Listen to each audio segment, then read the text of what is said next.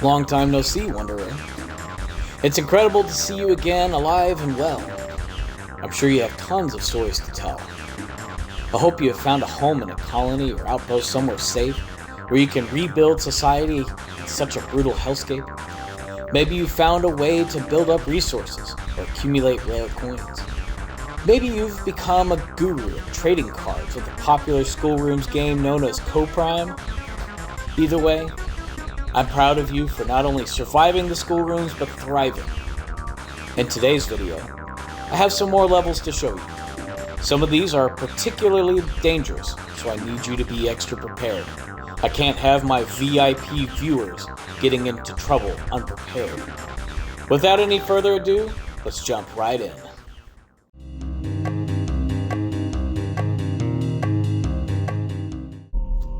As I was getting to the end of those God-forbidden classrooms, I suddenly found myself in an old, abandoned-like school. Level 21, Weekend School. To the unsuspecting wanderer, they might mistake it for being some sort of level 0. It's old, decrepit, with metal pipes hanging from the ceiling or protruding from the walls. It's dark, with occasional illumination from an out-of-stock vending machine. Classrooms are mostly empty, with the exception of a rare computer. There's an isolation effect on level 21, causing those that wander its halls to do so entirely alone. Aside from the fact that it's perpetually nighttime in level 21, wanderers experience paranoia and are unable to shake the feeling that they are constantly being watched. The further they wander, the dimmer the light becomes, and the more desolate and destroyed the level also becomes. Eventually, all lights on level 21 are extinguished, and wanderers begin hallucinating of shadow entities out of the corners of their eyes, despite the level being completely entity-free. I couldn't see it, but I knew it was there. I could sense it getting closer and closer by the second, almost as though if it were trying to reach out to me. As of now, no one exactly remembers how they exited level 21. Some suspect egress through a blue hallway or door, leading them to level 23.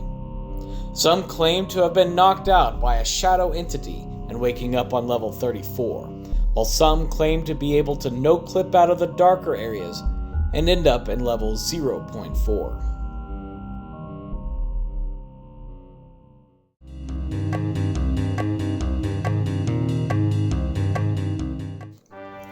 You wake up due to a sudden bump on the road.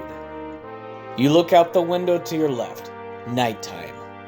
Your stomach is growling, and you have no idea how long you've been here.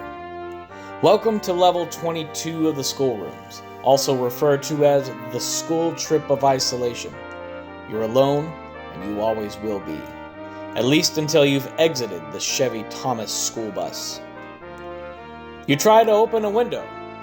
Outside is illuminated by the bright lights of a city backdrop. The window won't budge. You try to break it. Nothing.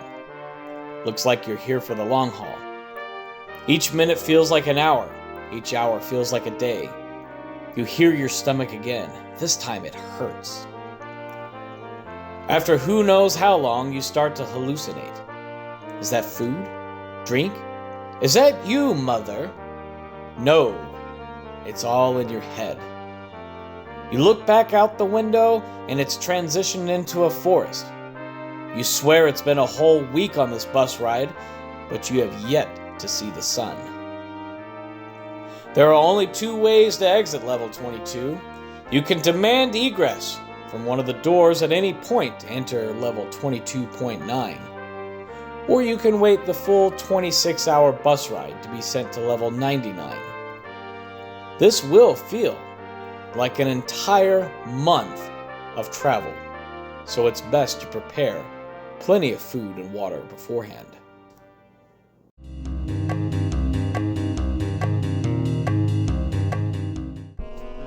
Level 23, where the twisted hallway may seem like a psychedelic version of level 0 with its pastel blue walls and shiny magenta floors. But after the arrow's straight 40-plus mile trek through Section 1, you might begin to realize you're in a lot more danger than you originally thought. Dear readers, do not endure this level. Close your eyes for more than 10 minutes, and you'll simply be sent to level 19. If you do decide to continue, after 5 miles you'll start to hear voices, and after 7 the floors become uneven and difficult to walk on. By mile 12, you start seeing missing persons posters on the walls, and after 14 miles onwards, everything in the level begins to gradually fall apart. Here you will find your second chance to leave, and I advise you to do so. It will be in the form of a help wanted poster for a security position. Pick it up to be sent to level 24. If you, again, continue, by mile 33, you begin to hear footsteps following you. Don't let those footsteps catch you, or you're a goner. By mile 40, the footsteps stop, and you've entered the second section of level 23. Despite the presence of lights, you are enshrouded in darkness, as though it is a substance sticking to you.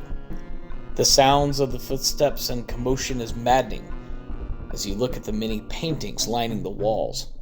One sticks out in particular, a mansion, adorned with giant columns and intricate carvings. Suddenly the lights flicker and the darkness becomes too much. You can only hear it run right towards you. You desperately try to escape down the hall, sprinting as hard as your body will allow. You hear a door open, and there is a light to your left. You hear whispers and feel the need to investigate. When you enter, the whispers stop, and your heart is weighed down. The lights die, and you are plunged into total darkness. You feel something rush past you, then another.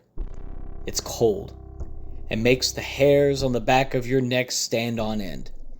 You fumble around in the dark, but you can't seem to find the exit. Finally, your eyes adjust, and you see the silhouettes. Twins. You scurry backwards and attempt to escape their malevolent grasps, but you trip. A book? A journal! Somehow, you are able to read the words in spite of the darkness. It's an account of torment, of torture, turmoil consistently and unrelentlessly inflicted by bullies. Then you are surrounded by a horde of your own bullies. They are gaining in numbers, and you are doomed to relive the horrors so explicitly displayed in the twins' journal. But you run, struggling to find an exit, but you keep running as if your life depended on it. Be wary, Wanderer. It most certainly does.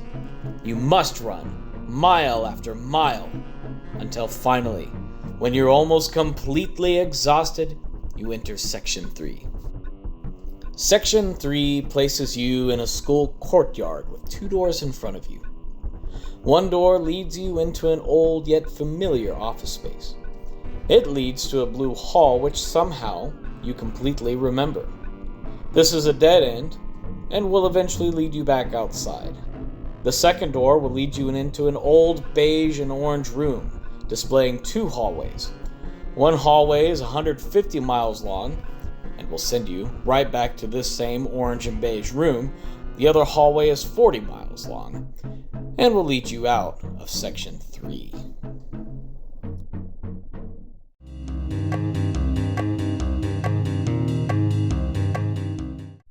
Congratulations, you're on watch duty, also known as Level 24. Your assignment is pre-recorded and sent to you via voicemail. It's the principal, and you listen intently as your face is illuminated by the many security monitors displayed before you. Hello there, new employee. Welcome to your new job as a security guard. In this job, you must watch the cameras around our school. However, you must keep a lookout for any suspicious activity. If you see anything where it shouldn't be, report it and it will soon be fixed. Just press the Send Report button in your monitor and select the location and it will be taken care of. Also, don't get more than 3 reports wrong. If you do so, I will have to fire you. Anyways, good luck! Survive till the end of shift to wake up in a random safe level with $100 or 25 rare coins in your pockets. If you got more than 3 alarms, you will instead wake up with 2 rare coins and a pink slip stating your termination. If you fell asleep, you will instead wake up in level 0-1 of the sector's cannon.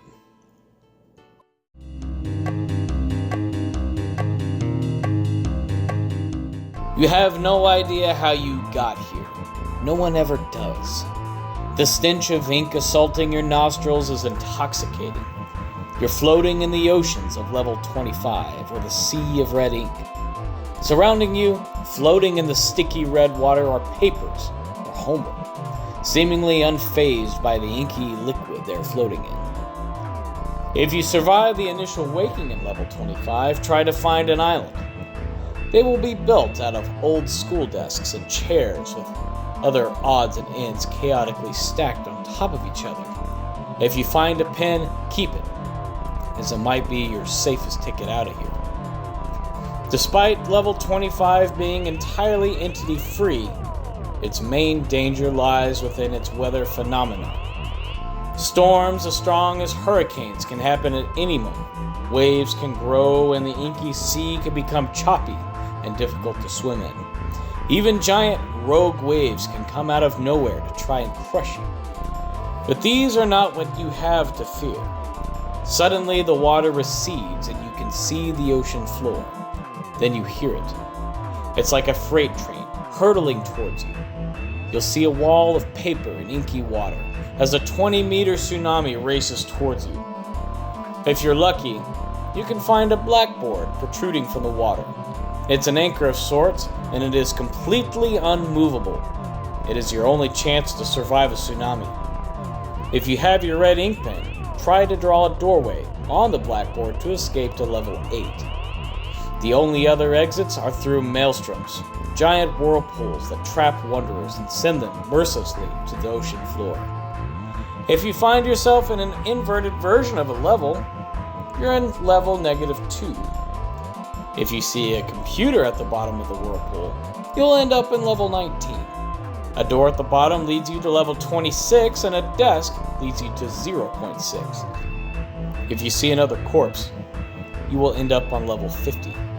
If you see nothing, well, Wanderer, we will do our best to honor your memory. Well, that wraps up today's video. Did you survive the ink waves? Did you notice the depressing messages written on your arms after leaving level 25? Level 23 sounds like a terrible fate. Hopefully, none of you turn into bullies, tormenting innocent souls. The security shift sounds pretty fun though, and that might be our best bet in this set of levels. Like always, thanks so much for watching. Stay safe, stay vigilant, and I'll see you in the next video.